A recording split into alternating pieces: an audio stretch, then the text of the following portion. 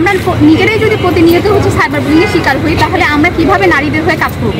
আমি তো কোনো মডার্ন ড্রেস পরি না কিংবা শর্ট ড্রেস পরি না, আমি হিজাব নিকাব মেনটেন করি। তাহলে কেন আমি আমার ক্যাম্পাসের মধ্যে সাইবার বুলিংয়ের শিকার হব? ক্যাপিটালে বা রাষ্ট্র নির্বাচনে আমরা দেখছি যে আমাদের নারী শিক্ষার্থীদের অংশগ্রহণ খুবই কম।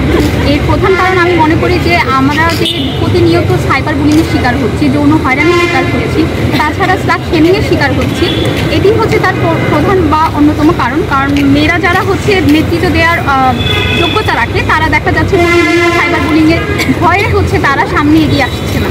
তো আমরা আসলে নারীদের কণ্ঠস্বর তারা হবে।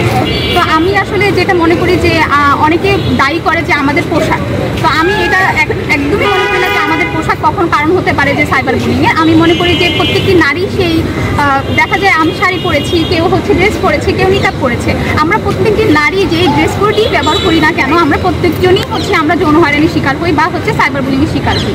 যৌন হয়রানি বা ইফটিজিং বা সাইবার বুলিং এগুলোর জন্য সবসময় মেয়েদের পোশাককে দায়ী করি, যে ও এত মডার্ন ড্রেস পরেছে কেন, ও এত স্মার্ট কেন, এত শর্ট ড্রেস পরেছে কেন, আমরা সবসময় এগুলোকেই দায়ী করি। কেন আমি যৌন হয়রানির শিকার হব?